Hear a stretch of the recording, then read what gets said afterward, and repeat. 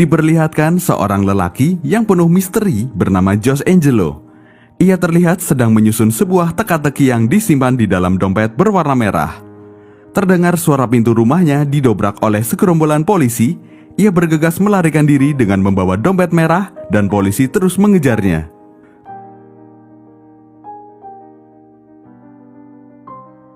Kemudian dompet itu dilempar oleh Josh Angelo dan terjatuh di dalam truk sampah yang sedang melaju ke pusat pembuangan sampah.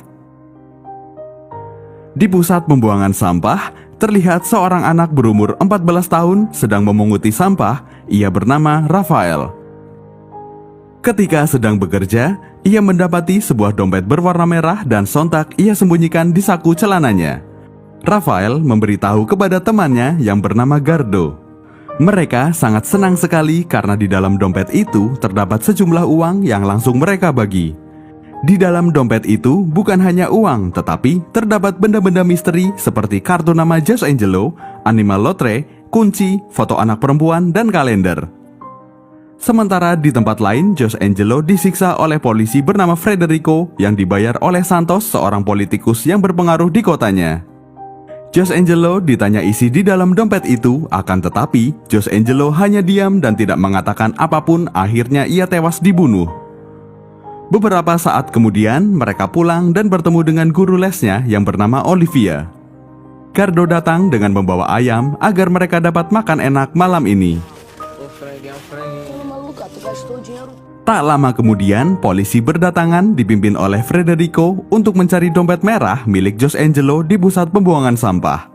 Polisi mengadakan sayembara bahwa yang menemukan dompet berwarna merah akan diberikan hadiah berupa uang. Frederico mendekati dan memotret Gardo yang saat itu sedang mandi. Gardo menanyakan kenapa banyak sekali polisi berdatangan kepada Frederico, dan ia pun menjawab bahwa ia sedang mencari dompet berwarna merah yang di dalamnya terdapat bukti untuk menghancurkan kejahatan. Mengetahui hal itu, Gardo langsung memberitahu kepada Rafael untuk memberikan dompetnya kepada polisi agar mendapatkan imbalan berupa uang. Rafael yang tidak percaya terhadap polisi menolak dan memutuskan untuk menyimpan dompet itu. Lagi pula, semakin lama disimpan akan semakin besar nilai uangnya, pikir Rafael. Kemudian Rafael dan Gardo menemui temannya yang bernama Red untuk membantu menyimpan dompetnya, akan tetapi Red menolak karena tidak ada imbalan untuknya. Red tahu kegunaan kunci yang ada di dalam dompet, tapi dengan imbalan bahwa hasilnya akan dibagi rata. Rafael dan Gardo menyetujui dan memutuskan untuk mengikuti Red. Petualangan mereka dimulai. Sialnya, perjalanan mereka tidak semulus yang dibayangkan. Red tahu kunci yang ada di dalam dompet itu adalah kunci untuk membuka sebuah loker di stasiun, akan tetapi mereka harus menghadapi preman dan polisi yang berseliweran di depan mereka. Karena kekompakan mereka, Gardo berhasil mengelabui polisi dengan menjadi seorang pencuri sehingga polisi mengejar Gardo. Sementara Rafael dan Red berhasil membuka loker dan menemukan sebuah amplop surat.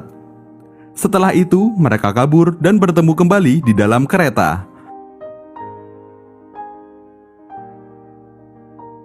Amplop surat itu berisi, "Antarkan aku ke narapidana Joao Clemente di penjara Cova." Mereka juga menemukan foto Josh Angelo dan anaknya. Di balik foto itu terdapat kode-kode rahasia. Sesampainya di gereja, mereka mencari tahu tentang Joao Clemente melalui internet dengan meminjam diam-diam laptop pendeta. Sementara Red bertugas mengalihkan pendeta dan Olivia. Mereka mengetahui Joao Clemente adalah seorang pengacara dan aktivis yang membuatkan rumah untuk para fakir miskin, dan Santos merupakan orang yang menghentikannya sehingga membuat ia melakukan aksi di jalan untuk memperjuangkan keadilan.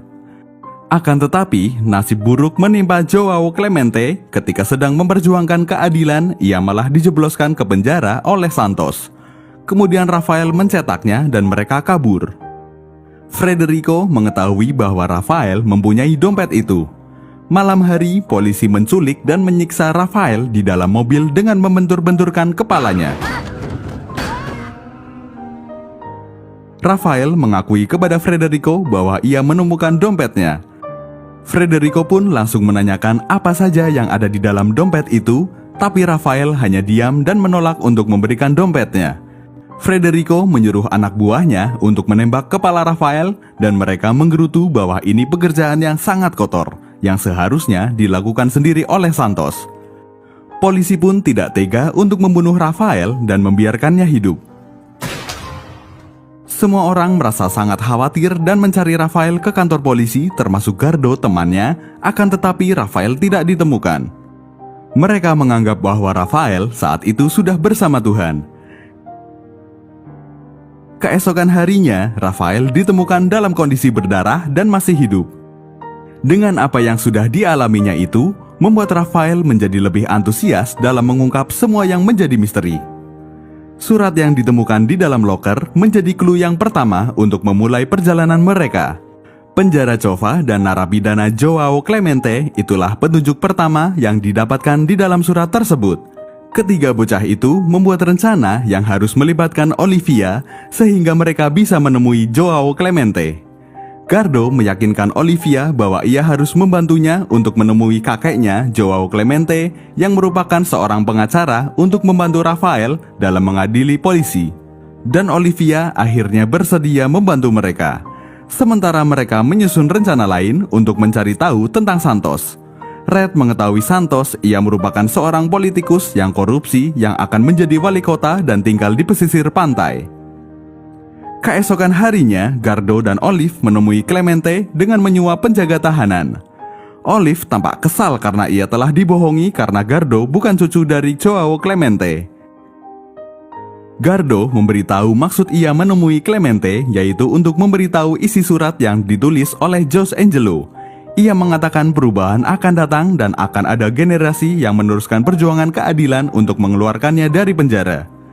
Clemente menangis setelah ia mengetahui isi surat yang ditulis Jose Angelo. Sementara Rafael dan Red pergi untuk mencari tentang Santos di pesisir pantai. Mereka menyelinap ke rumah Santos, akan tetapi sialnya mereka ketahuan oleh penjaga rumahnya. Sepanjang jalan mereka memancing penjaga rumahnya untuk bercerita tentang Jose Angelo. Mereka mendapati bahwa ia merupakan salah satu kepercayaan Santos. Akan tetapi, Jose berkhianat kepada Santos. Ia secara diam-diam mengambil buku catatan korupsi Santos dan uang di dalam sebuah ruangan. Setelah mengambilnya, Jose Angelo pun kabur dan menghilang. Demi keadilan rakyat, Jose Angelo ingin mengungkap kasus korupsi yang dilakukan oleh Santos dengan membawa bukti-bukti itu dan mengeluarkan Joao Clemente dari penjara.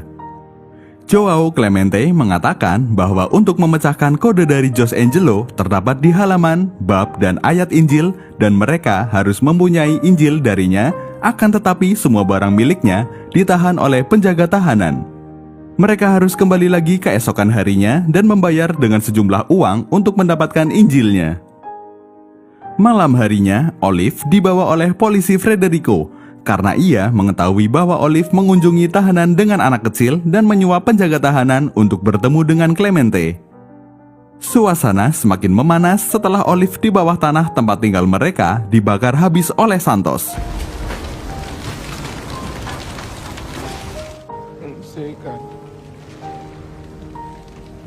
Red yang mempunyai segala rencana akhirnya menemukan solusi untuk mendapatkan Injil itu dengan meminjam uang Bapak Pendeta secara diam-diam tanpa sepengetahuannya.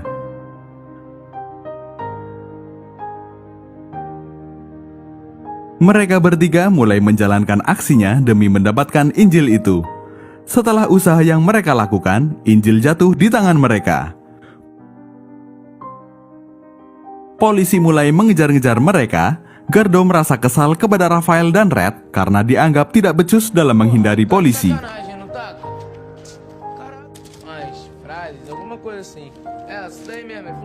Satu persatu kode dapat dipecahkan dan membentuk sebuah nomor yang ternyata nomor itu berasal dari pemakaman San Francisco.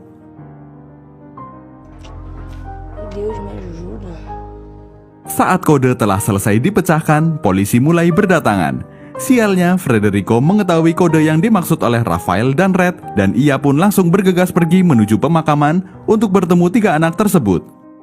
Dari petualangan menghadapi kematian, Rafael, Gardo, dan Red berusaha berlari dari petugas yang mengejar mereka dibantu oleh para geng motor. Sesampainya di pemakaman, Rafael, Gardo, dan Red mencari pemakaman yang dimaksud oleh Jose Angelo. Pia Angelo adalah nama pemakaman yang ditemukan oleh Raphael berdasarkan petunjuk yang ditulis oleh Jose Angelo. Raphael terkejut karena ia bertemu dengan Pia Angelo yang merupakan anak perempuan dari Jose Angelo yang sedang bersembunyi di sekitar makam dan sedang menunggu ayahnya datang untuk menjemputnya.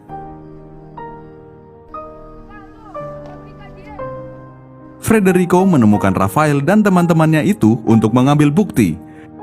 Karena Raphael mengetahui Pia Angelo masih hidup, mereka mencoba menggali makam untuk mencari tahu apa yang ada di dalamnya. Terkejut setelah mengetahui isi di dalam makam. Terdapat uang dalam jumlah yang sangat banyak dan satu buah buku yang dicari oleh polisi Federico. Buku itu merupakan catatan korupsi dari politikus Santos dan bawahannya polisi Federico.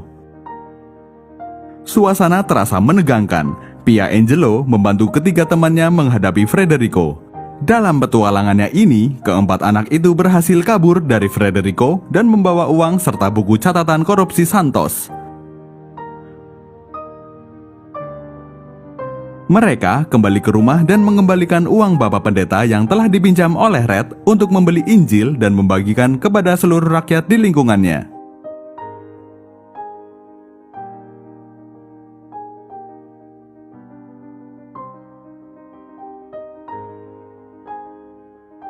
Olive dan Bapak Pendeta merasa sangat terberkati karena ketiga anak tersebut masih hidup dan memberikannya bonus besar, yaitu sebuah buku berisi catatan korupsi Santos dan bawahannya polisi Federico.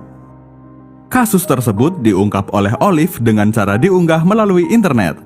Dunia politikus tampak gencar, rakyat merasa sangat senang karena keadilan berhasil diungkap. Red, Raphael, Gardo, dan Pia memutuskan untuk pindah ke pesisir pantai dan menjalani hidup dengan baik. Semua orang mencari keberadaan mereka karena keberaniannya dalam mengungkapkan sebuah keadilan.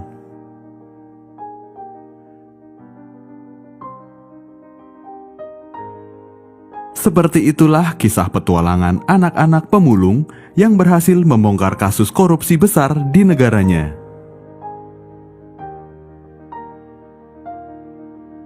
Republik Orang Gila bertahta. Bermodal topeng, hidup terasa istimewa. Terucap sebuah rencana, bertumbuh sebuah bencana. Di sini hati teriris penuh luka, di sana berlagak lupa hingga berpura-pura buta. Bersuara lantang, membuka rahasia akan terasa sia-sia, karena semua hanya dianggap jenaka. Terima kasih dan sampai jumpa di alur cerita selanjutnya.